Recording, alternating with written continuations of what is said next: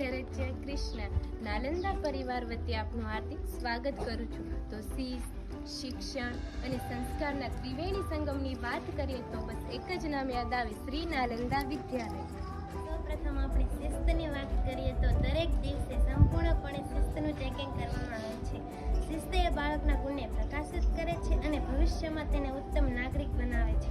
શિસ્તથી જ્યારે તેનું ઘડતર થાય છે. આજના સ્પર્ધાત્મક યુગમાં વાલીઓ અને શિક્ષકો ભણતરને મહત્વ આપે છે, પણ બાળકના ગુણને ખીલવવાનું મહત્વપૂર્ણ કાર્ય ભૂલાતું જાય છે.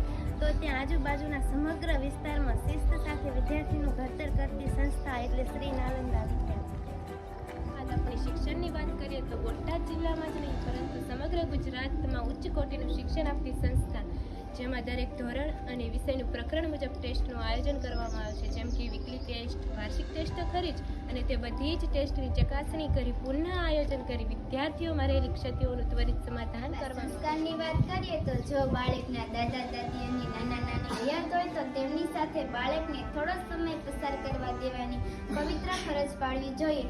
આ ઉપરાંત માતા પિતા સંબંધી અને સાધનો કરતાં વધારે સંસ્કારનું મહત્વ સમજે તો બાળકમાં આપોઆપ સંસ્કારનું સિંચન કરી શકાય, જેમ કે માતા પિતાનો આદર કરતો, વડીલોનું સન્માન આપવું. તો આપ દરેક બાળકમાં સંપૂર્ણ સંસ્કારનું સિંચન કરતી સંસ્થા એટલે શ્રી નાલંદા વિદ્યાલય.